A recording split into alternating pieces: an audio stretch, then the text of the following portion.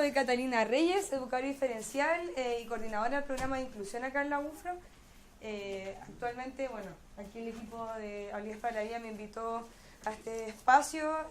Yo soy de la percepción también de construir en conjunto el conocimiento, si bien hago clases acá en la universidad también y coordino este espacio, yo creo que no es de manera personal ni individual, sino que siempre es algo colectivo. Así que voy a siempre pedirles un poco que participen, consultar también las percepciones de ustedes, su experiencia, porque esto es a base de la experiencia que tengan ustedes.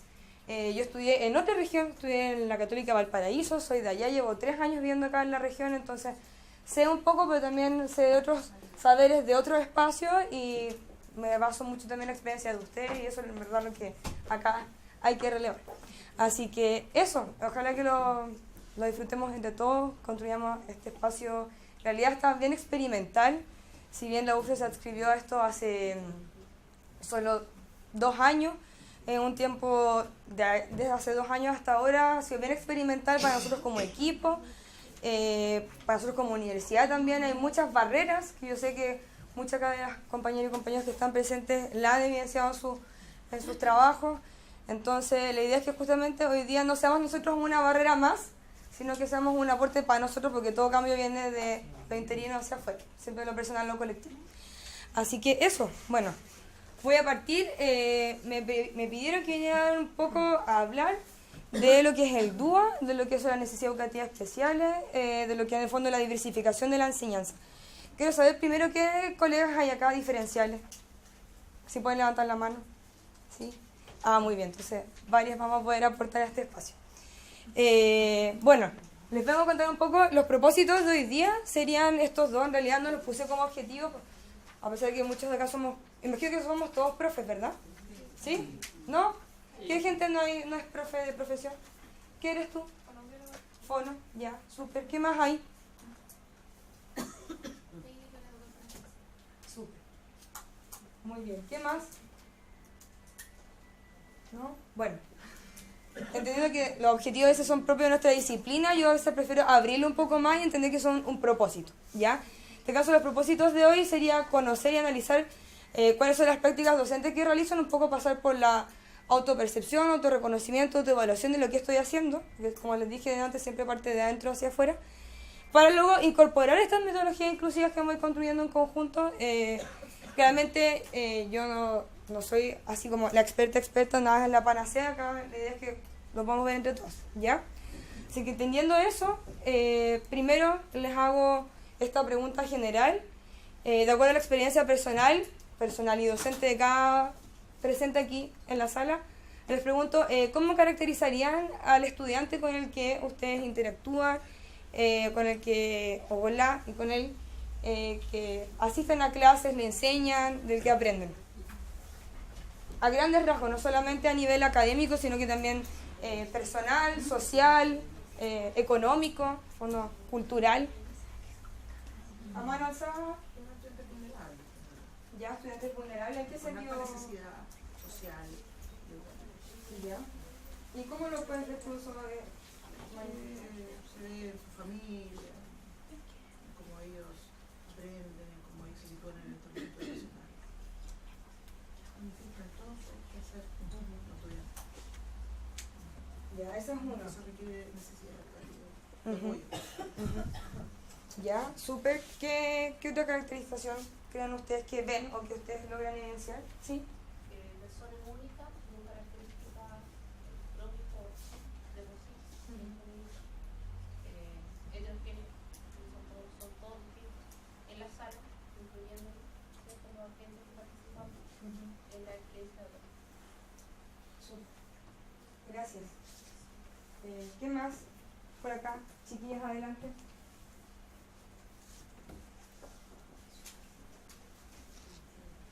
¿No? ¿O por acá adelante? ¿Ustedes? Exigentes. ¿Ya? Nunca están de acuerdo con nada, o nunca están conformes con nada. Entonces exigen más de uno, más de lo que uno no sabe a veces, o de lo que uno puede entregar, exigen más. ¿Y la exigencia va solamente desde el punto de vista académico o otras necesidades? En otras necesidades igual, no solamente académicas.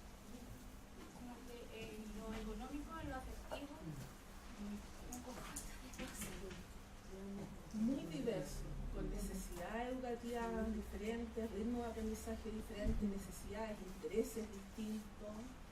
Ahora los chicos como que plantean ellos, se dan a conocer cómo ellos quieren las cosas, o cómo ellos quieren aprender, o qué quieren hacer. Entonces, las aulas están muy diversas con los estudiantes, de necesidades y intereses distintos, además de los ritmos, que es lo que nosotros. Claro. Súper. Gracias. ¿Por ahí alguien levantamos? Sí. Nosotros trabajamos con niños, sí es cierto, vulnerables, pero también niños con mucho potencial, porque la experiencia de ver cómo nuestros niños, cuando adolescentes, ya jóvenes, pueden triunfar en la vida, sacar una profesión y con muchas habilidades distintas. Pero quizás en el centro de que todos tienen habilidades distintas y intereses distintos, pero sí muy limitados en la parte afectiva, muy solos. Porque esa es una de las cosas que más prima con los niños, mamás ausentes, padres que trabajan, sí. Y en el sector también de vulnerabilidad, con problemas de drogas, de alcoholismo, pero muy solo. Esa es la parte más triste, pero que sí tienen mucho. Súper. Para consultarle a ustedes, ¿qué niveles educativos son profe ustedes? ¿Son todas de básica? Media. ¿De media? Básica y media. Y ahí son de Temuco, prebásica también. De Temuco, comunas aledañas a Temuco. Temuco, Labranza. Ya, súper. Ya poco pasen. Yo creo que vienen con muchas motivaciones externas que se contraponen un poco con lo que realmente uno quisiera lograr con ellos. Vienen, qué sé yo, con la tecnología ahí presente, ¿no es cierto?, que quieren jugar, quieren hacer otras cosas que a lo mejor resultan aburridas para ellos, la propuesta que hay en la sala, por ejemplo. Entonces, ellos vienen con las ganas de hacer otras cosas, que no son las que realmente le dan con ellos, que resulta un poco motivador. Claro. Para ustedes, agarrándome de esa premisa de que ya el establecimiento ya no es muy motivador, ¿qué generan ustedes eso cuando caracterizamos este grupo de estudiantes y vemos que sucede eso también? La respuesta de ellos respecto a nuestro quehacer también es justamente como que se ven medios desanimados. ¿Qué pasa con ustedes cuando se dan cuenta de eso? Porque en el fondo el contexto educativo ya no es tan dinámico para ellos, demandan mucho, como decían por allá. Se genera frustración por parte del trabajo desesperado. Uno está acostumbrado a trabajar no de una forma dinámica, no de una forma de cambiar la estrategia metodológica dentro de la sala. Entonces, muchas veces uno trata de innovar y los niños están tan acostumbrados a un sistema tan regular que uno hace una modificación y al final piensa que va a salir espectacular y muchas veces no. Entonces uno se frustra. Pero además de eso es un desafío. ¿Cómo encantarlos para que realmente ellos logren aprendizaje en realidad? Que se sientan motivados a venir, que muestren interés. Realmente es un desafío. Sí.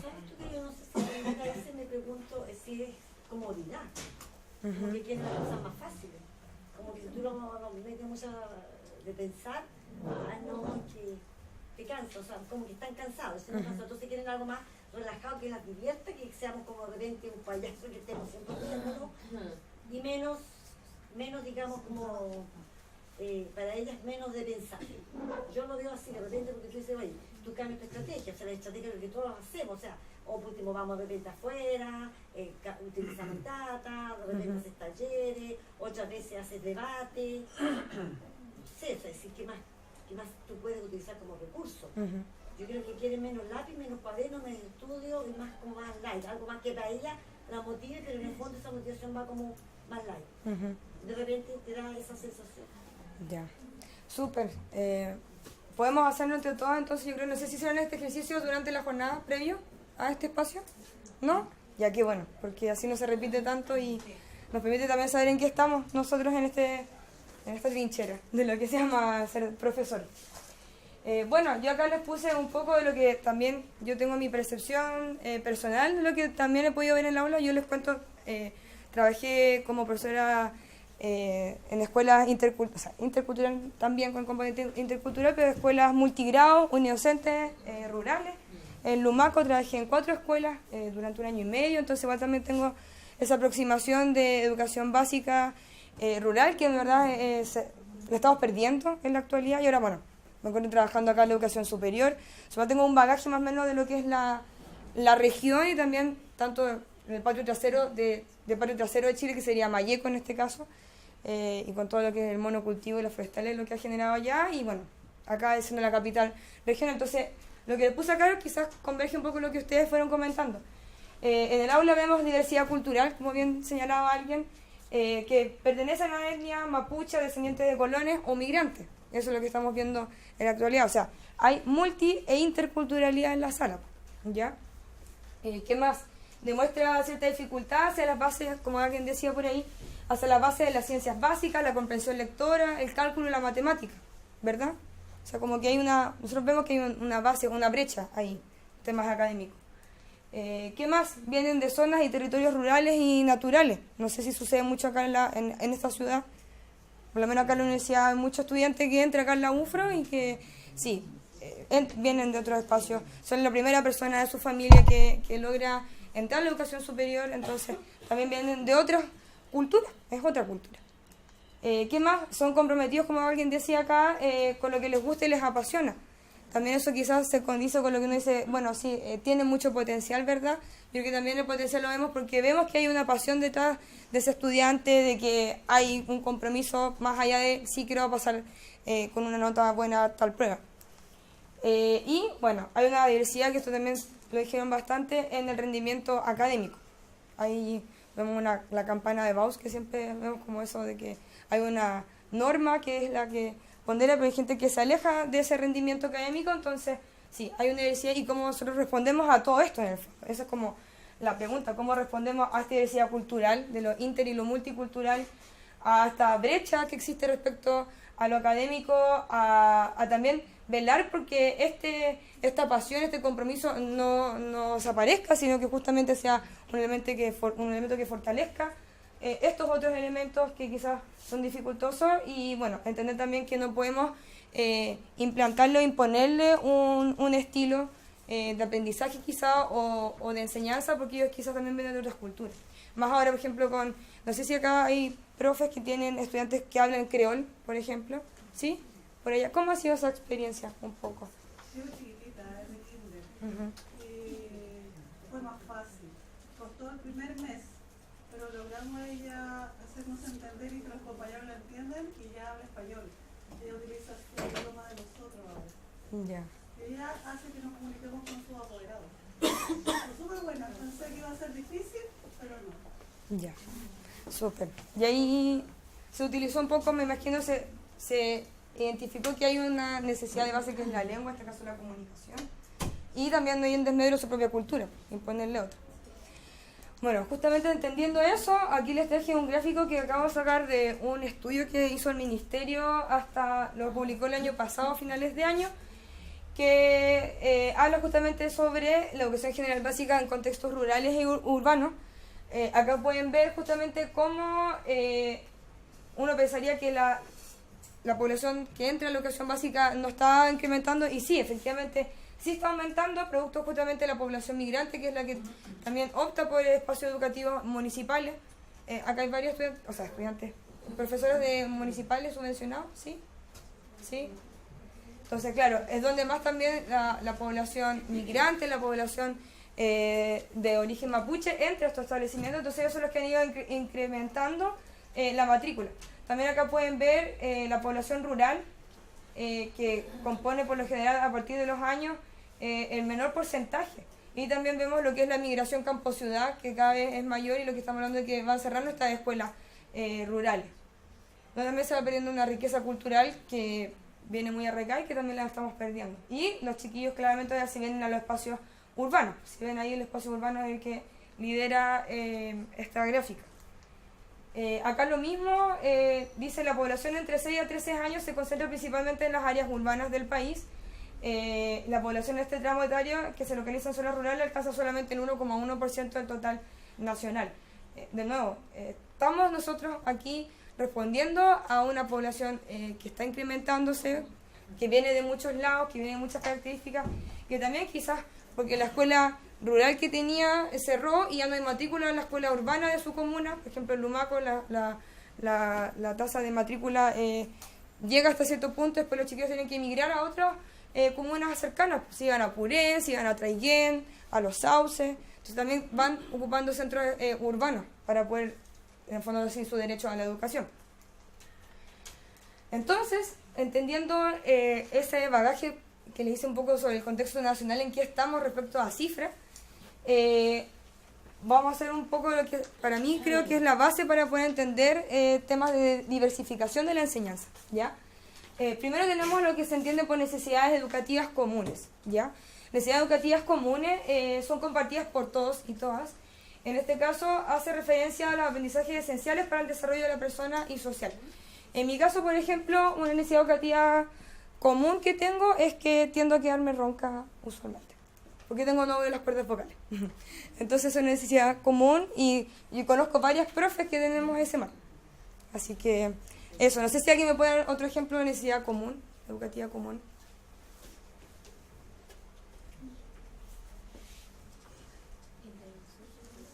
¿Cómo? Con los estudiantes, en el fondo, esto es independiente del rol. Como que yo creo que lo veamos como también un poco del autoanálisis. ¿El uso de los lentes? También el uso de los anteojos.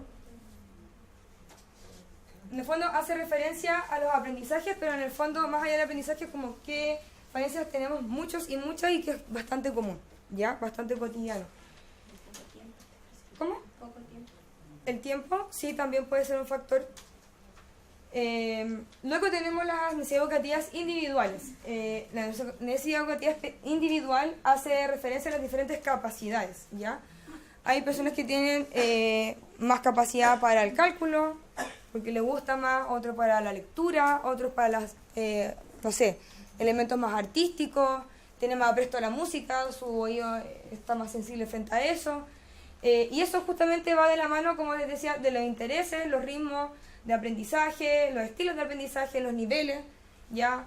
En el fondo todo lo que hace que ese proceso de aprendizaje sea único y lo que también son, como entendías, las buenas prácticas pedagógicas, un poco lo que trata de hacer es entender que hay diferentes capacidades y poder nosotros abordarlas, ¿ya? Desde esta necesidad educativa individual.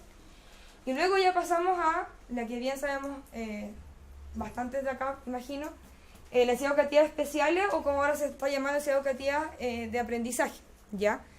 Hay indistintamente qué autor se refiere, yo en realidad ocupo las dos según el contexto, pero como estamos hablando de necesidad educativa, preferí dejarlo ahí, pero en realidad los dos aluden a lo mismo. En este caso, trata justamente de que la necesidad no puede ser resuelta solo a través de medios y recursos metodológicos, sino que necesitamos responder a otro tipo de barreras que existen en el entorno. Ya no solamente ya referido a ya mi metodología está entorpeciendo el aprendizaje de ese estudiante, sino que también hay otras barreras dentro del entorno donde está ese estudiante inmerso que está generando esta necesidad educativa especial, ¿ya? También entendiendo que acá entendemos que la necesidad educativa especial se genera porque el entorno es el que genera la barrera y genera esta necesidad, y no es el estudiante el que tiene el problema, ¿ya? Entonces, bueno, justamente ahí me estaba adelantando, habla de la necesidad educativa especial de que es necesita apoyos, recursos adicionales, ya sean humanos, materiales, pedagógicos, para poder conducir el proceso de desarrollo de aprendizaje, entendiendo que la barrera está en el entorno y no en el estudiante, ¿ya? Entonces, entendemos también que dentro de estas necesidades educativas de aprendizaje o necesidades educativas especiales están las transitorias y las permanentes, ¿ya? Las transitorias entendemos que por un tiempo determinado. Yo espero que esto de mi garganta se pase con terapia fonoaudiológica, terapia vocal. Por tanto, espero que también sea transitoria. Sin embargo, la permanente sabemos que puede ser relacionada justamente con elementos ya más de base, ¿ya? Y quizás también ya nos vamos más hacia el área biomédica, quizás donde también nosotros tenemos a la base como referencia ciertos diagnósticos que nos brindan algunas especialidades del área, en este caso de la salud. Justamente la colega ya Fono también yo creo que apoya mucho esos procesos que nosotros trabajamos a diario y que nos ayuda un poco a delucidar cuando algo va a ser de larga data o va a ser de corta data, ¿ya? Y entender que estas dos quiere decir que cualquier persona en diferentes edades y momentos puede tener alguna de las dos. Sabemos, por ejemplo, que la parálisis cerebral puede ser adquirida pre, peri o postnatal. Cuando falta que no me deje llegar oxígeno al cerebro y ya tuve algún nivel de parálisis cerebral. Y eso puede ser adquirido en cualquier manera, en cualquier minuto de mi vida. Entonces lo mismo hay que entender que esto puede ser o no puede ser transitorio permanente, exactamente. Entonces yo creo que este monito lo han visto varias veces. ¿Sí? No sé si estoy topando acá, perdón. ¿No? Ya, qué bueno. Yo les pregunto mirando esta imagen, o quizás para la gente que nunca la ha visto, que se detenga un poco. A mí en realidad siempre la veo y siempre me genera nuevas revelaciones. Porque también trabajo con muchos estamentos acá en la universidad, no solamente con estudiantes, trabajo con docentes, con académicos, con funcionarios. Entonces en realidad mi rol acá es bien diverso y en verdad yo veo exclusión y segregación e integración en todos los niveles, y en todas las relaciones que yo voy gestando también en mi vida, no solamente lo laboral, sino que también en mi vida personal. Entonces, les pregunto a ustedes, viendo este monito, ¿dónde creen ustedes que nos situamos ahora como sociedad temucana, si podemos decirlo de alguna manera? Integración. ¿Por qué creen ustedes que estamos ahí? ¿No siempre? ¿Ya? ¿Por qué? Lo que yo he visto, yo también hace 3 años que estoy aquí en Temuco, y siento que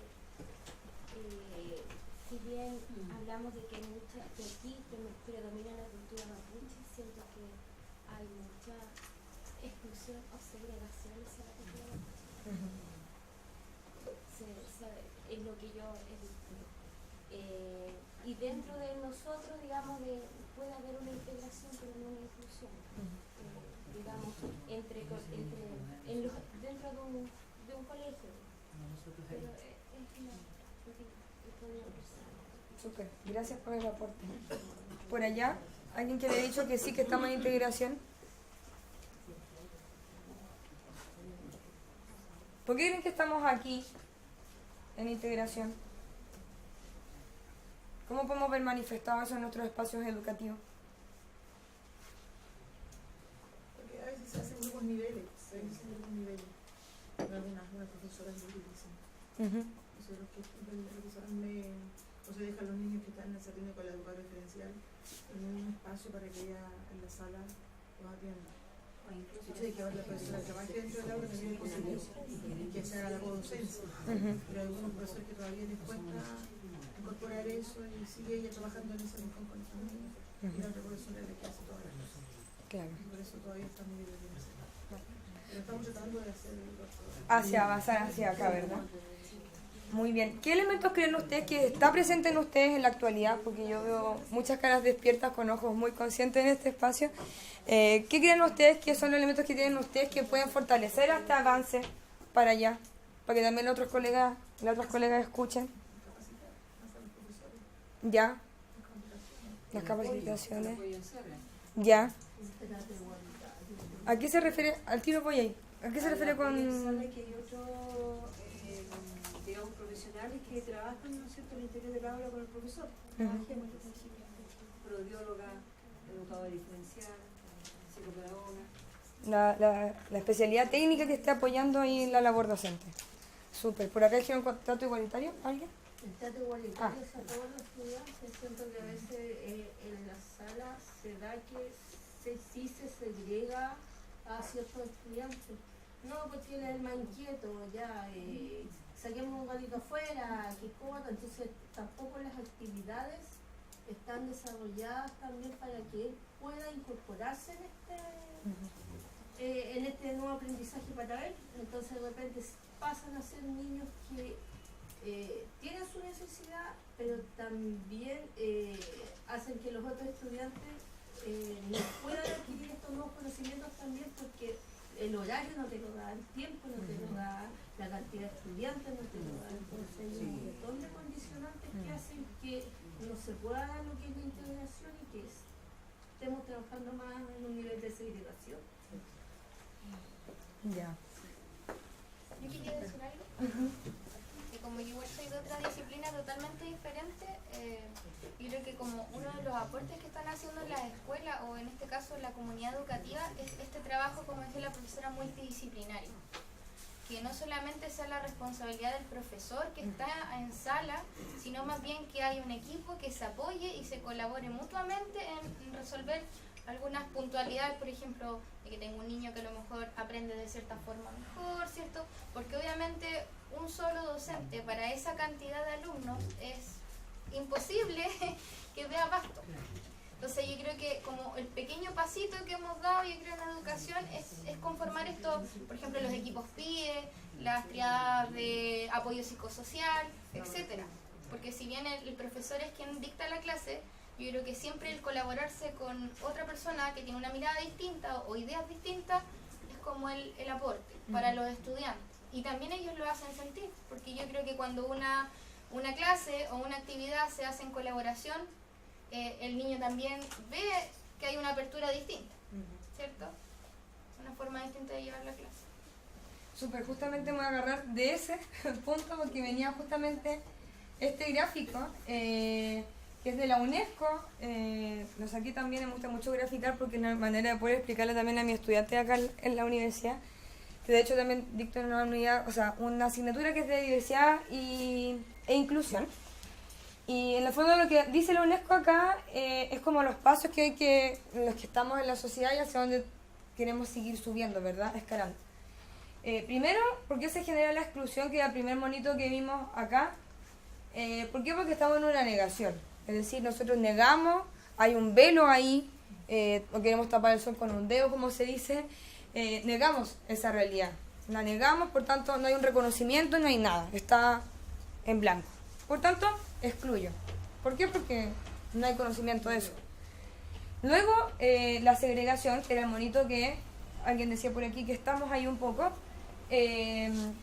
¿Por qué se hace la segregación? Porque, bueno, ahora sí, acepto, se me cayó un poco el velo, pero acepto desde el trato benevolente, desde la caridad, estoy haciendo esto por caridad, y justamente segrego. Porque en el fondo sí te acepto, pero sí, pobrecito, pobrecita, o aún así, porque soy alma tan caritativa.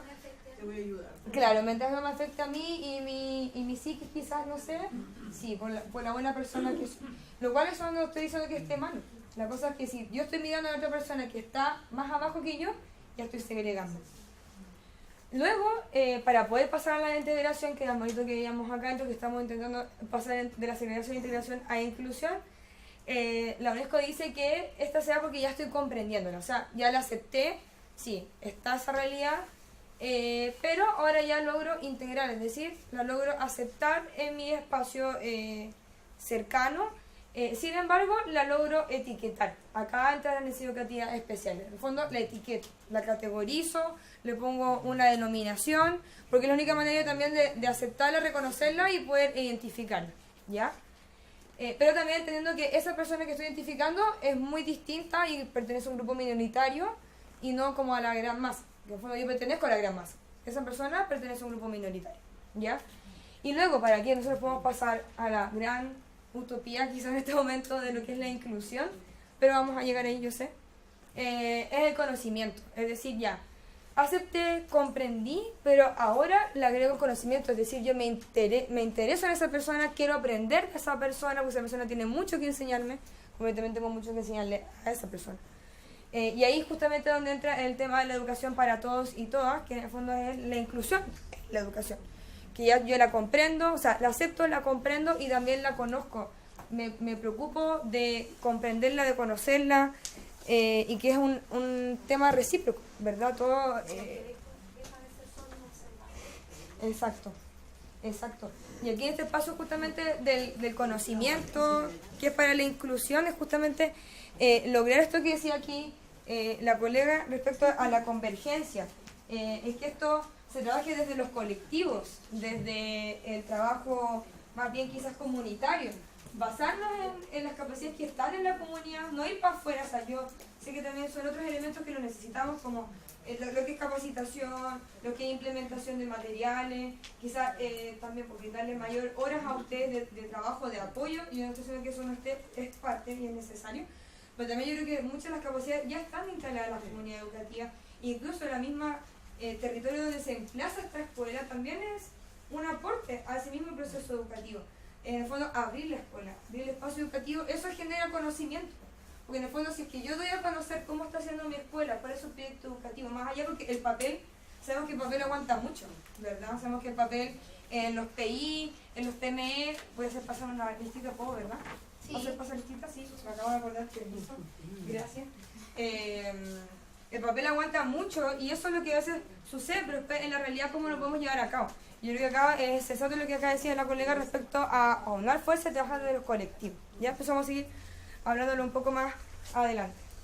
Entonces, entendiendo eso, que hasta ahora vamos bien con el tiempo, ¿o no? ¿Sí? Ya. Justamente hablando de eso, de trabajar del trabajo individual, individualizar, que igual es necesario. Sabemos que ahora lo que nos pide el decreto 83 es hacer esta diversificación de la enseñanza, hacer los PASI, que son individuales para los estudiantes, lo cual está bien porque hay que relevar esa necesidad que hay que abordar individualmente, claro. También hay que no dejar de lado lo colectivo, ya que eso también es súper importante y es otro medio que fortalece nuestra propia labor docente y, bueno, entre codocencia.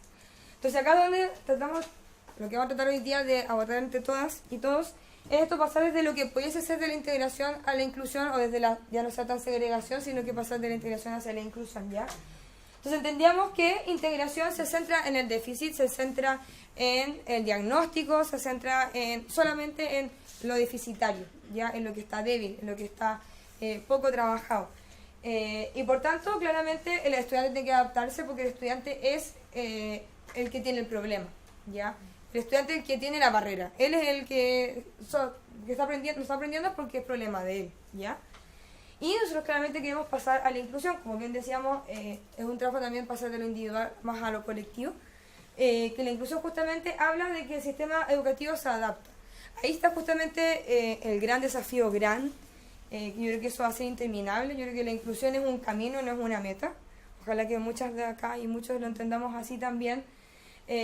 Por tanto, tenemos que nosotros también saber que el sistema educativo se va a adaptar en la medida que nosotros también entendamos que eso va a ser con nosotros y entre nosotros, ¿ya? En fondo, eso de la conciencia yo creo que es un tremendo trabajo que hay que cuidarlo, fomentarlo, resguardarlo y eso justamente... ¿Ah? ¿Cómo? Ponerlo en práctica, claro. Y centrar justamente que las barreras están en el contexto educativo y no en mi estudiante o en mi grupo de estudiantes o en ese grupo minoritario que tiendo a etiquetar. Lo cual yo sé que es inevitable, pero también lo hace, sí, este es el grupo de los que, no sé, los más flojos. En realidad también uno se empieza a dar cuenta que son temas súper culturales, ¿ya? Es súper cultural el tema de la etiqueta, es una práctica cultural, como ahora estamos estamos como de este cambio que a veces se cree que el feminismo es una ideología, en realidad es un cambio cultural, es un derecho de entender que las mujeres tenemos la misma igualdad de oportunidades, de derechos que los varones. También las minorías sexuales, es lo mismo. Esto es exactamente lo mismo, es un cambio cultural. Y para entenderlo de esa manera, entender que ese grupo minoritario que yo tiendo a segregar y que es un tema cultural, porque caigo en ese discurso peyorativo, decir, sí, el flojito, sí, el que es más lentito. Claro, a mí también me pasa, tengo muchos estudiantes acá, me pasa también que caigo en eso, pero digo, ya, tengo que desconstruirme y volver de cero. Entonces, entendiendo eso, es que ya vengo un poco a hablar del diseño universal, quizás acá también vamos a aportar entre todas y todos, como les digo, esto también es súper experimental, es un enfoque educativo dentro de muchos que podemos ir confluyendo. Por ejemplo, yo creo muy firmemente que, por ejemplo, la educación popular, la educación crítica que plantea Freire, es un muy buen elemento que se aborda muy bien con el DUA. ¿Por qué? Porque el DUA piensa que esto es para todos. O sea, entendemos que el DUA es un enfoque que ayuda a trabajar desde los colectivos. No es como la educación curricular que es para un individuo, ¿ya?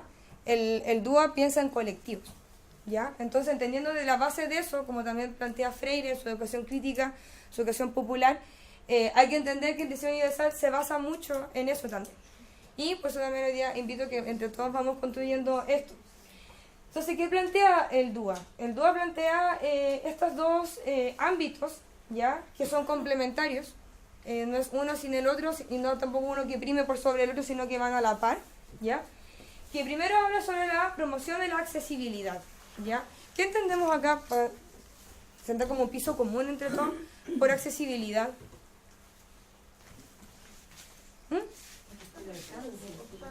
El alcance ¿Ya? Oportunidades, ¿ya? Por acá había dicho la compañera. del alcance de la persona. Alcanza a la persona, ¿ya? ¿Y en qué podríamos materializar si tenemos que ponerle algo más tangible a esa accesibilidad? Entonces yo que tiene necesidad de oído o ciego que puede estar en un computador y pueda trabajar. ¿Ya? O igual en la clase aprender igual. Tecnologías accesibles. Ujú. Para todos. Para todos. Todos pueden entrar. ¿Ya? ¿Ya? ¿Ese es el piso común? Ahí atrás también. ¿Piensan eso? ¿Sí? Súper. Qué bueno. Yo también pienso eso. Muy bien. Entonces lo que dice primero el DUA es que hay que promover esta accesibilidad. ¿Ya? Luego vamos a ver los tipos de accesibilidad. Y también dice que hay que actuar a través de la adaptación. ¿Ya? O sea, hay que actuar a través de dos ámbitos, que es uno la accesibilidad, que el segundo sería la adaptación. Entonces, entendiendo eso, es que para responder de nuevo a esta necesidad educativa especial, vuelvo a repetir que para mí es indistinto, a veces ocupa uno de la otra. La cosa es que no nos centremos en eso, sino que a qué se refiere. Veríamos que vamos con los numeritos para ir guiándonos. El número 1 se refiere al número 1 de ahí arriba. Aquí podemos traducir esta promoción de la accesibilidad, de fondo promover la accesibilidad, en eliminar barreras físicas, arquitectónicas, comunicacionales y para promover la accesibilidad. Voy a volver un poco atrás. El diseño universal de aprendizaje, ¿ustedes saben de dónde se desprende?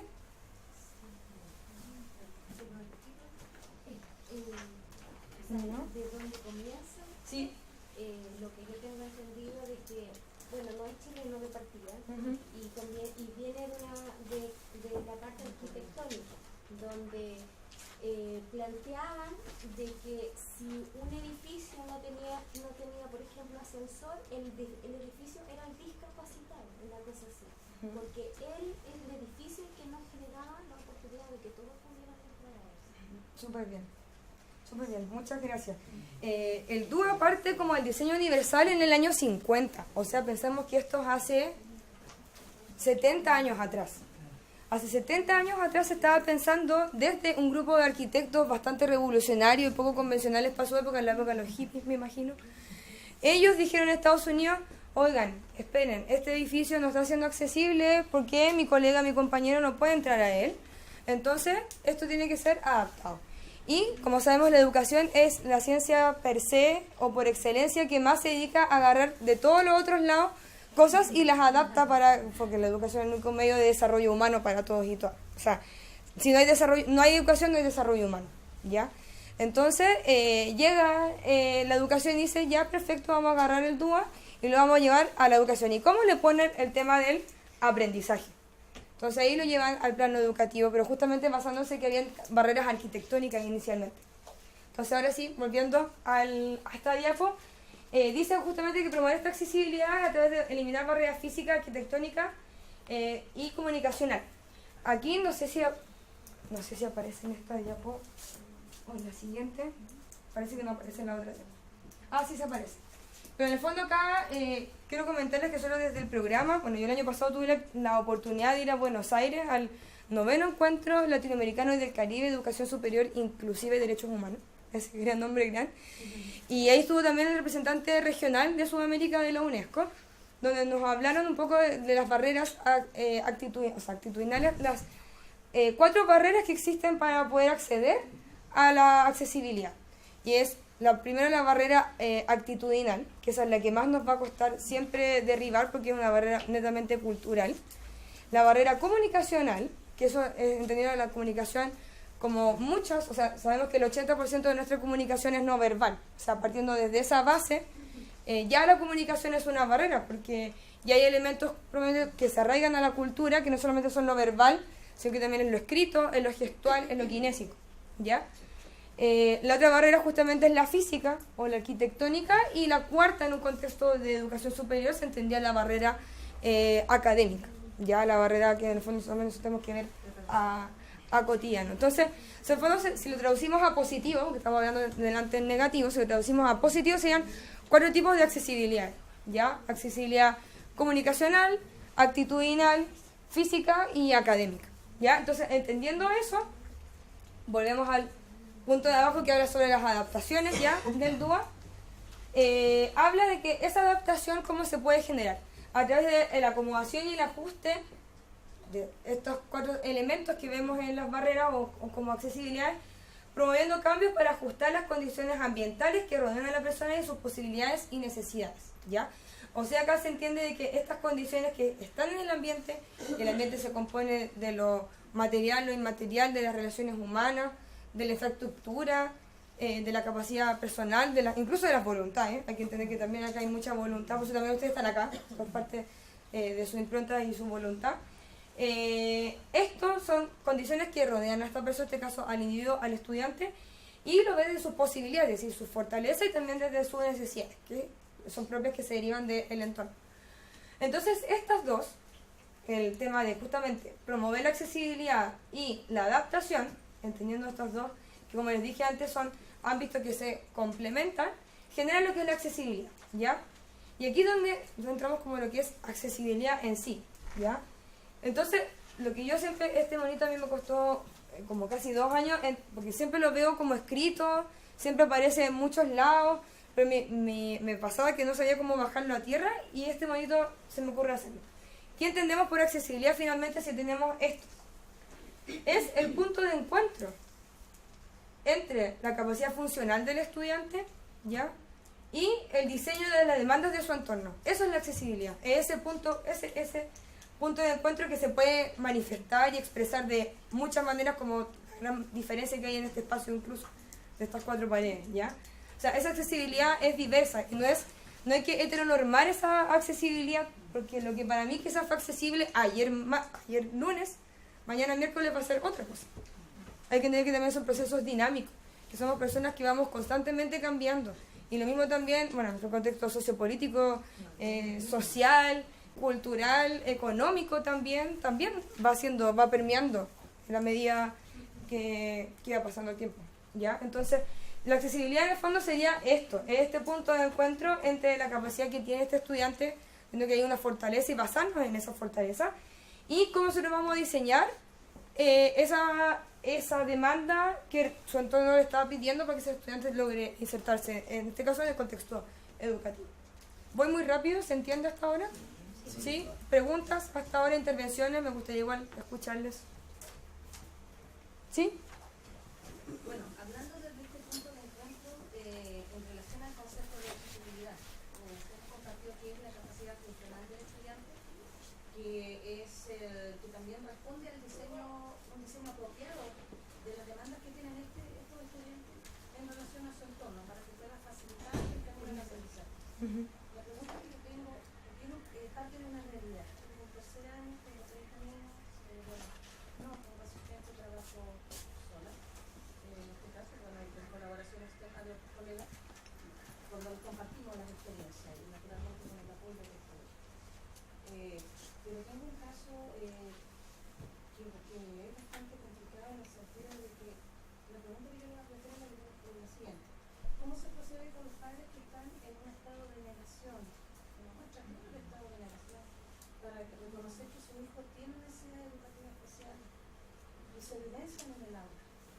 Siendo yo independiente de mi formación como profesora de educación básica, y de alguna manera igual soy tratar de atender las necesidades de los niños, porque así también pueden haber otros niños que pueden presentar otra necesidad educativa especial. En este caso se evidencia que es transitoria.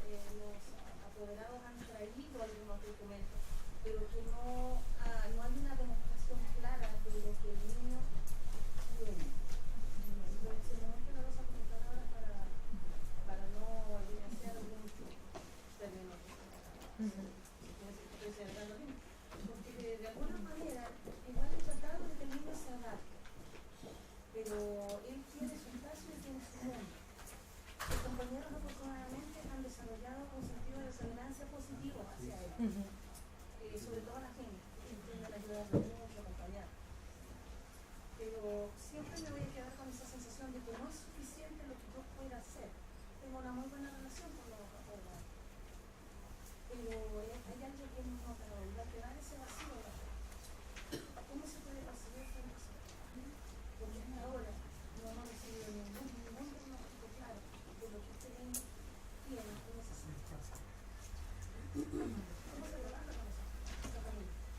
¿Alguien quiere responderle primero a la compañera aquí? ¿Los papás no han dejado que lo evalúen? Sí, pero las evaluaciones que se han traído, los psicólogos no lo evalúan. De universidades están bastante limitadas, o sea, se puede ver en ningún momento está el diagnóstico de lo que tiene el niño. Nosotros nos quedamos simplemente con las flechas, pero no lo especialistas. Sí, obvio. Esto es construcción conjunta. Voy a hablar desde la otra área, un poquito más clínico, porque también me desempeño un poco en esa área. Lo que suele pasar cuando hay observaciones de algunas necesidades distintas o algunas conductas que generalmente le llamamos desadaptativas nosotros o en general no se diagnostica a un niño, ¿ya? Muchos profesores, y me ha tocado verlo, me dicen, pero ¿cuál es el diagnóstico? ¿Pero qué es lo que tiene el niño? Hay que partir de la base de que para dejar de segregar no podemos estar etiquetando a un niño por un diagnóstico. Entonces, por ejemplo, muchas de las evaluaciones llegan con una descripción, ¿cierto? Donde el profesional que realiza la evaluación lo que hace en el fondo es describir lo que se observa del niño, las dificultades que este niño a lo mejor presenta en algunas pautas puntuales que uno pudiese aplicar y las capacidades o potencialidades que tenemos para tomarnos de ellas y trabajar con el niño. Entonces, yo que soy terapeuta ocupacional, lo que les puedo decir cuando nos enfrentemos a eso es que más que tratar de explicarle al papá si tiene un diagnóstico o no tiene un diagnóstico que no está claro, es que en esa descripción o en esa evaluación que se realizó, el papá pueda sentarse y hacer conciencia y leer cómo actúa su niño. Y que no signifique etiquetarlo si tiene una enfermedad o tiene un diagnóstico, sino más bien comprender cómo funciona su hijo. ¿Ya? Y yo creo que esa es la única herramienta que desde mi perspectiva yo les puedo dar, porque todos los niños aprenden de una forma distinta, todos de alguna forma tienen un sistema que les permite integrar mejor el aprendizaje, y a veces no tiene que ver con una necesidad educativa especial, a veces también son periodos de tiempo que los niños se están adaptando, y por eso no hay un diagnóstico, porque si bien, no sé, lo vio un fonoaudiólogo, después lo vio un terapeuta y lo vio un psiquiatra, o lo vio un neurólogo, y opinan súper distinto porque lo evalúan en tiempos diferentes, lo evalúan en tiempos de sesión distintas. Por ejemplo, los médicos a veces ven a los niños 15 minutos, 20 minutos y hacen una observación. A veces los terapeutas o los fonoaudiólogos o los educadores cuando evalúan se dan el tiempo de hacer una descripción más cualitativa, ¿cierto? Entonces, exacto, el psicólogo lo mismo. Entonces yo lo único que les podría decir, desde mi mirada, que más que centrarnos en que el papá entienda que el niño tiene una necesidad distinta, es hacer que el papá comprenda que su hijo funciona de tal forma. Es como lo que pudiese yo decir. ¿De dónde yo me puedo afirmar para que ese niño no quiere segregar?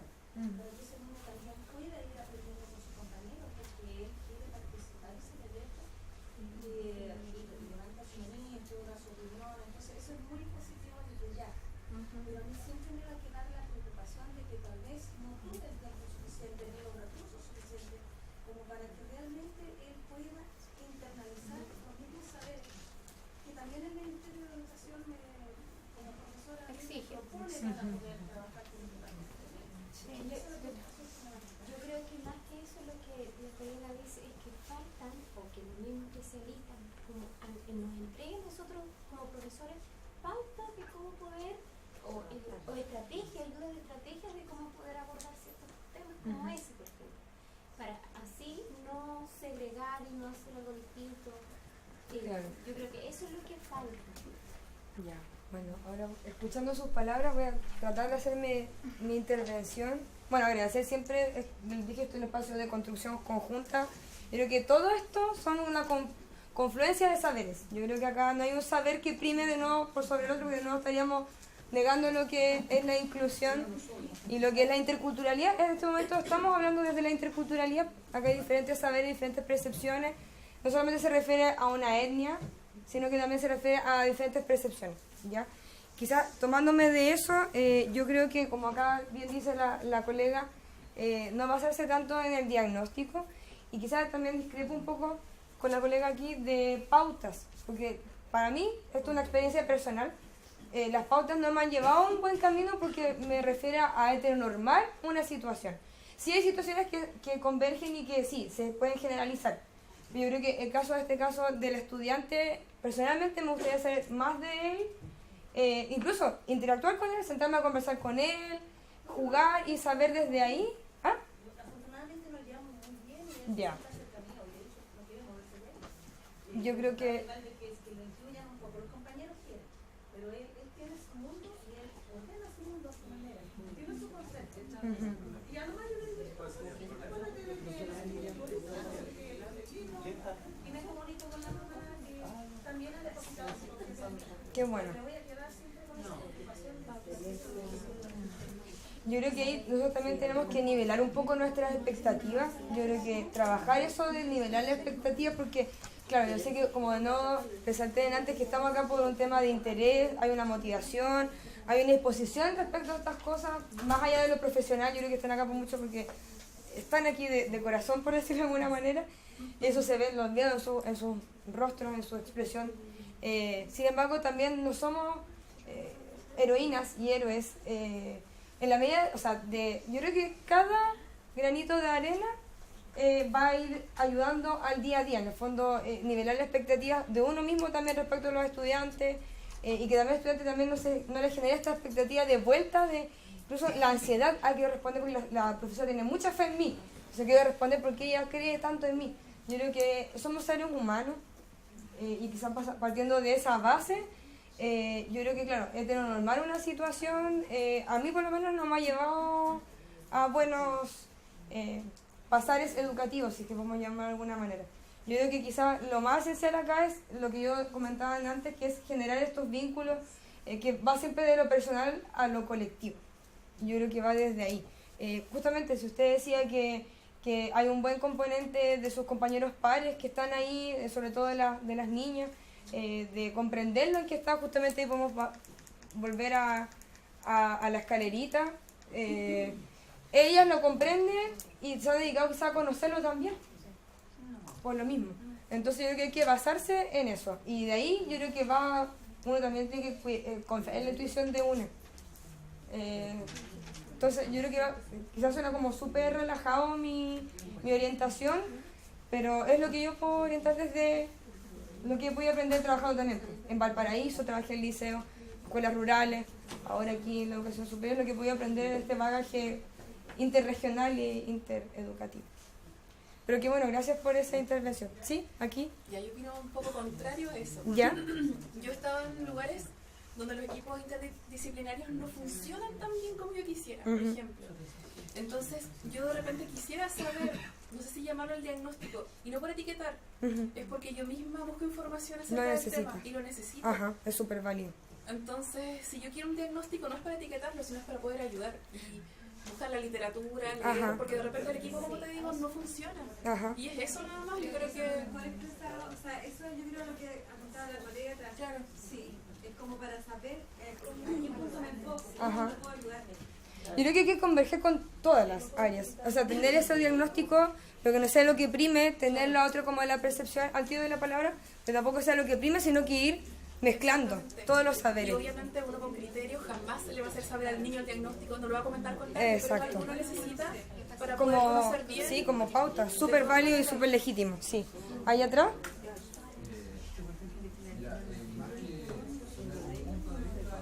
Chiquillas. A mí me ha funcionado bastante. Lo que yo he hecho es como tratando de aplicar yo soy profesor de educación física. Entonces, ¿cómo lo hago para adaptar y todo? Y leyendo y todo, es como dado pasos hacia atrás. He vuelto y al final, hoy por hoy estoy trabajando más en el objetivo de aprendizaje. ¿Ya? Porque muchas veces tenemos una montaña al frente y el objetivo de aprendizaje es nuestra cima. ¿Ya? Entonces, de repente, ¿cómo llego allá? Llego con integración, llego con métodos de mando directo, llego con DUA, ¿cómo llego? O sea, ese es mi camino. Pero muchas veces, si solo yo entiendo el objetivo de aprendizaje, al final yo peleo un montón con los chicos para tratar de que aprendan algo que ellos no conocen. Entonces, yo volcaría más el esfuerzo es lo que estoy haciendo, a generar un objetivo de aprendizaje que transmita esa expectativa que yo tengo sobre el aprendizaje de los niños a a un lenguaje que los niños entienden y ellos también obtienen o generan expectativas hacia el aprendizaje, hacia el objetivo. Al final el objetivo, volvemos a que el objetivo sea un objetivo común de aprendizaje. ¿Ya? Porque yo lo digo, esto lo han escuchado un montón de veces, pero uno en la práctica a veces llena el libro y tiene planificación y va trabajando todos los días y no todos los días los niños saben qué es lo que tienen que hacer ese día. No todos los días los niños saben cuál es el producto final o lo que yo debería aprender en esa clase. Entonces yo empecé a preguntarle al final de la clase, ¿qué aprendieron? ¿Quién aprendió algo? Y de 15, 20 niños me levantaban dos la mano. Entonces, claro, no todos dos aprendieron, los otros también reforzaron algo. Sí, pero hacer los procesos de metacognición, todo como volver, porque de repente nos dan muchas tareas y terminamos haciendo muchas tareas y olvidamos para qué están los chicos en la sala de clase. Entonces yo aportaría, porque está súper bueno todo esto, pero aportaría el tema de la expectativa hacia un objetivo o una meta común. Expectativa sobre lo que yo quiero que aprenda, lo que él quiere aprender, cuáles son sus capacidades de aprender, lo que yo le estoy presentando. Súper. Gracias por las intervenciones. Bueno, vamos a seguir trabajando, discutiendo. A mí me gusta mucho, porque sí, les digo, no hay solo un saber el que prima, no hay uno que domine al otro, sino que van convergiendo. Y también dinamizándose. Para a un momento vamos a necesitar solamente la pauta y el diagnóstico neurológico de ese estudiante. Porque, no sé, es necesario, por ejemplo, acá en la universidad, de hecho, tenemos el caso más severo de discapacidad en la educación superior en Chile. ¿Ya? Estudiante que está estudiando ingeniería comercial, lo único que mueve son sus globos oculares, de manera autónoma. Él no respira por sí solo, respira con un respirador automático, mecánico, se alimenta por sonda y está cursando su segundo año de ingeniería comercial. Entonces uno dice, claro, ahí en el fondo tampoco me puedo no saber cuál es, porque él tenía una expectativa de vida como hasta los 5 años. Y él ya tiene 20 años, o sea, él superó incluso las expectativas biomédicas que habían respecto a su diagnóstico, su tratamiento, él ha superado todo ese tipo de expectativas, hablando de expectativas, y él actualmente está cursando su segundo año de ingeniería comercial acá en la UFRO. Entonces, por ejemplo, en mi caso particular, que yo soy la que apoya todo el tema académico, para mí también es un referente tener que basarme en el diagnóstico. Yo pues digo que depende del caso, en el caso particular de este chico, que hablamos con la compañera de atrás, tenía que sentarme a hablar con él para saber qué necesita. Pero también hay que tenerlo en consideración, obvio que sí. O sea, yo creo que hay que ir nivelando ahí qué sopesar, qué no. Bueno, volviendo a lo del DUA, hablábamos antes de los ámbitos de actuación que son complementarios. En este caso está el primero que vimos, que es la accesibilidad, la académica pedagógica propiamente tal, que es la que nos importa hoy por hoy, porque somos acá profesionales de la educación, ¿verdad? Como profesionales de la educación, esto es lo que nos atinge en primera instancia, la accesibilidad académica y pedagógica. Y luego ya vendría lo segundo, que es la acomodación y el ajuste para promover estas condiciones ambientales más accesibles para el estudiante en este caso, teniendo en cuenta, como dijimos delante, las posibilidades y sus necesidades. Entonces acá es donde aparecía lo que les comentaba, que aparte de la accesibilidad académica pedagógica tenemos la accesibilidad física, la comunicacional y la actitudinal. Nosotros desde el PIA, por ejemplo, desde el programa acá en la UFRO, el programa de inclusión, trabajamos las 4. Sin embargo, las últimas 2, la comunicacional y la actitudinal, es la que más cuesta o la que más lento avanza. ¿Por qué? Porque es la que requiere de un cambio cultural, como recién hablábamos, de las personas, ¿ya? De entender que es un derecho, que la educación que ellos necesitan adecuada es un derecho, y no le estamos haciendo un favor al estudiante porque, ya le estoy haciendo un favor y voy a tener que adaptar esto. Es dentro de lo que se entiende como un derecho fundamental, un derecho humano fundamental. Entonces, entendiendo eso, estas dos a veces no se ven así. A veces creen los docentes, creen que están haciendo un favor por cambiar una actitud. Y en realidad, como lo voy a repetir, el cambio va de adentro hacia afuera, ¿ya? Entonces, esas yo creo que son las barreras que también me imagino que ustedes también ven más ancladas en sus comunidades educativas. Como bien decía acá la compañera, que no sabía cómo hablar con los padres, que los padres no querían quizás reaccionar. Quizás también un poco por el tema actitudinal, quizás la actitud de los padres, cada uno tiene también sus ritmos de entendimiento. ellos quizás tienen ese ritmo y todavía no quieren un poco entender lo que a veces uno quiere hacerles explicar. Entonces, pasando ya de lleno a lo del diseño universal de aprendizaje, como bien señalábamos, este diseño parte que lo adquiere, lo toma la educación en los años 90, 2000 por ahí, 90 yo creo, por ahí ayuda al reto justamente de lo que se refiere a trabajar desde entender que la diversidad es la regla, que es la norma, ¿ya? Igual como que esa frase a mí siempre me ha generado controversia porque dice diversidad es la norma. Como que la norma por lo general no tiende a ser diversa, tiende a ser como la misma, ¿verdad? Claro. Entonces, pero claro, el DUA dice la diversidad es la norma. Entonces entendiendo que la diversidad es, de hecho en este momento no hay nadie que tenga el pelo igual a la otra, o los ojos, o la ropa, o el olor incluso, o el tono de voz. Parece que la gran mayoría acá somos profesionales de la educación y nos distingue como que estamos por la educación, somos abanderadas y abanderados de eso. Hay diversidad, ¿ya? Entonces, incluso, bueno, no me voy a decir. La cosa es que acá el diseño universal de aprendizaje habla que las barreras están en este currículo que es inflexible, este currículo que no se mueble, este currículo como bien inamovible, que como decía ya el compañero atrás, que es el objetivo de aprendizaje de nuestra gran cima. ¿Por qué? ¿Por qué es tan gran cima? ¿Por qué la vemos como una cuesta tan arriba? Porque esa cuesta no va a bajar. O sea, tenemos que solo llegar a la montaña, como dice por ahí un dicho. Entonces, entendiendo que gran temas académicos, este currículum, que también entender que en Chile no existe la adaptación curricular significativa. O sea, si bien viene el PASI, con la diversificación de la enseñanza, no es como en otros países. En otros países los chicos entran en lo que se llama, por ejemplo, primer año básico, y ellos van viendo qué asignaturas toman, en qué año, qué áreas toman, por ejemplo, en la educación superior también. No hay una malla que se entienda por primer, segundo, cuarto semestre. Ahí los chicos toman las asignaturas que quieran en el momento que quieran dentro de su formación como profesional. Acá en Chile, lamentablemente, se me apaga esto. Acá en Chile, lamentablemente, nuestro currículo es inflexible.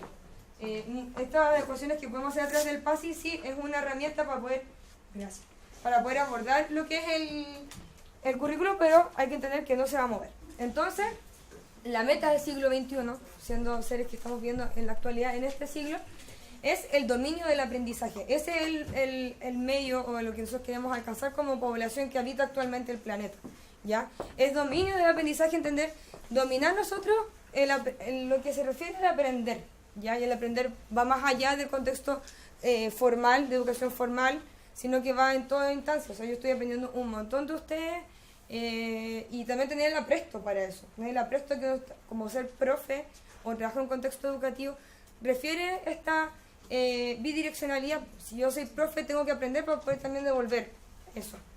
Entonces, lo que busca es que los estudiantes logren ser aprendices expertos. Ese es el fin último que tiene el DUA. Ya ese es su objetivo así como macro y más grande, que seamos aprendices expertos, y eso también va para nosotros como profesionales de la educación. Entonces ahí nos vamos, y yo creo que aquí varias conocen los principios del DUA, los vamos a ver igual, que se basa en 3 preguntas, ¿ya? El qué, el cómo y el por qué, ¿ya? El qué del principio del DUA hace alusión a lo primero, que se refiere a qué represento, qué tengo que adaptar, qué debo hacer para llegar a ese objetivo de aprendizaje, ¿ya? Y ahí habla justamente de los múltiples medios de representación, ¿ya? Entendiendo que hay diferentes maneras de abordar el contenido y que permite captar de mejor manera el contenido al mismo tiempo. Entender también la base que el DUA, como señalé delante, es para trabajar desde los colectivos. Entonces, este medio de representación es para que también ustedes puedan trabajar con todo el curso. Vamos a trabajar esta materia de X ramos durante toda esta semana de esta manera, pero la otra semana lo vamos a trabajar de otra manera. Y así, ¿ya? Ir diversificando la enseñanza. Luego, el segundo principio del cómo tengo que hacer esto, primero el qué debo hacer, o qué debo modificar, y cómo debo modificarlo. Acá vendría siendo la expresión, ¿ya? En el fondo, cómo vamos a expresar tanto que el estudiante me exprese su aprendizaje, como yo también expresarle al estudiante lo que yo también quiero enseñarle, ¿ya? Entonces ahí se demuestra el dominio de diferentes maneras, ¿ya? Y de nuevo no hay un medio de expresión óptimo, sino que ir viendo ahí cómo va fluyendo según la asignatura, según el objetivo de aprendizaje, según el tipo de estudiante con el que voy a trabajar, etc. Y luego el por qué, y yo creo que esto es algo a nivel personal, quizás currículo oculto en este momento, ¿por qué para mí es el más importante? Porque esto no se puede lograr si es que no hay una participación vinculante del estudiante en su mismo proceso de aprendizaje, ¿ya? Entonces, el por qué habla de los múltiples medios de participación, en el fondo habla de cómo voy a vincular a ese estudiante en su mismo proceso, cómo lo voy a empoderar de su mismo proceso, cómo él se va a autorreconocer en este espacio, ¿ya? Y en el fondo acá habla de que esto es muy importante porque trabajamos a base de las motivaciones, a base de cómo comprende el estudiante. Bueno, yo también, este proceso claramente es de ambos, respecto a lo que estamos viendo como contenido, como objetivo de aprendizaje. Entonces, entendiendo eso, yo personalmente creo que, como les señalaba, que este es el que ayuda a que estos dos fluyan después como agua en un río, ¿ya? También lo he visto, o sea, lo he trabajado así, dándole prioridad a ese primero, y de verdad que los otros han fluido. O sea, lo puedo hablar de experiencia, corta experiencia, pero experiencia al fin y al cabo, aplicándolo, ¿ya? Entonces, pasamos a lo que les comentaba de que el fin último del DUA es generar aprendices expertos, expertas, que también de nuevo va para nosotros y va para los estudiantes, que habla de 3 elementos que tiene este aprendiz experto. Habla que son estratégicos, habla que son de recursos e informados, ¿ya? O sea, tienen acceso a la información y las pueden manipular, y son motivados por sus metas. Referido al primero, de que son estratégicos, habla de que poseen metas y ideas estratégicas, ¿ya? Optimizan el aprendizaje formulando planes, ¿ya? O sea, logra tener una proyección respecto a su mismo trabajo. Reconocen fortalezas y dificultades, que eso también a nosotros nos cuesta hacer ese autorreconocimiento de nuevo. Entonces eso, primero elemento, la estrategia. Luego, los de recursos e informados, es decir, entienden que hay un conocimiento previo. Por eso también partí un poco quería saber de ustedes, de dónde venían, quiénes eran las caras que yo estaba mirando, porque el conocimiento previo en el fondo es la base para poder seguir cimentando hacia arriba. ¿Ya? Si en el fondo nosotros no nos basamos en conocimiento previo o simplemente lo negamos, estamos negando toda posibilidad de poder seguir desarrollándose el estudiante. Entonces, es necesario fomentar y cuidar ese conocimiento previo. Y ellos saben que existe, ellos lo demandan, ellos lo exigen, eso también, ¿ya? Entienden la lógica de cómo organizar, ¿ya? Y ahí de nuevo la lógica de organizar va según como yo autorreconozco que es mi forma de organizar. No hay una forma ideal y óptima, sino que cada sujeto y sujeta tiene su forma de organizar. Saben priorizar, ¿ya? Y ahí también lo de priorizar va de nuevo, lo individual, como priorizo mis propios tiempos, como también priorizo el tiempo de mi curso, ya como priorizo también el tiempo de mis pares. Ya, si voy a hacer esto, ¿va en desmedro del tiempo del curso? Por ejemplo, cuando estos chicos, a veces, no sé si en sus escuelas pasa que se van rotando ciertos roles, una semana les toca a unos limpiar la sala, a otra semana les toca ir a buscar la colación, ¿sí? Súper, lo mismo, pues ahí priorizo mis tiempos personales y también los conjugo con priorizando los tiempos de mi grupo curso, ¿ya? Y capacidad de transformación, yo creo que eso es súper importante, porque como recién señalábamos, lo que yo necesito hoy día, mañana puede ser distinto. Por tanto, hay que entender que es un constante cambio, que todo es muy dinámico. Incluso, no sé, ahora está semi nublado, más rato va a llover y va a ser así, o sea, todo va cambiando. Entonces, si nosotros tenemos un poder de cambio, claramente el currículo va a ser triplemente más pesado para nosotros, ¿ya? Entonces, claro, ellos entienden eso, nosotros también lo entendemos. Y por último, referido a la motivación, a lo intrínseco, a justamente el último punto de los principios del DUA, habla que se enfocan en el pleno entendimiento de los contenidos y si no, los preguntan, ¿ya? O sea, se motivan a ir más allá, se motivan a seguir indagando. Una curiosidad también que generó uno antes en ellos, ¿ya? Se ponen metas desafiantes, pero sí con una nivelación de expectativas. O sea, no sé, en mi caso particular, justamente no seguir siendo más ronca. Mi meta, igual yo sé que es desafiante, sé que voy a llegar a lograrlo, pero aún así sé que es desafiante. En el fondo no me dejo con una meta básica y que la voy a lograr alcanzar al tiro, ¿ya? Y lo último que también creo que es súper importante es que el control y regulación de emociones. O sea, está bien. Todos somos seres hechos a base de emociones y de hecho no hay que negarlas, hay que cuidarlas, no generar esta automatización de todos los procesos que llevamos como seres humanos. Pero sin embargo que también recuerda que mi emoción va a contagiar a la persona al lado para bien o para mal. Entonces, teniendo que queremos cuidar estas comunidades educativas y que en duda también se trabaja desde los colectivos, en la regulación de emociones, tanto nosotras y nosotros como profesionales de la educación, como que también los chicos tengan esa impronta, es súper necesario. Porque si también evitamos caer en sobreexageraciones, en el fondo, después quizás algo tan pequeño se transforme en algo tan grande por un tema de un mal manejo de las emociones, ¿ya?